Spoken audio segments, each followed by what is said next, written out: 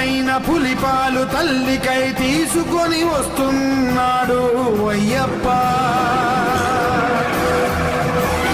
భువి అదర దివి అదర అష్టదిక్కులదర జనులదర జగదదర మహారాణి హడలి తప్పరిగి శరణంటూ తన తల్లి వేడ దయతోటి మన్నించి చేరాడు శబరి. కార్యమే ముగియ పందళమే కొలువ మణికంఠ అవతార పరమార్థం పూర్తయే.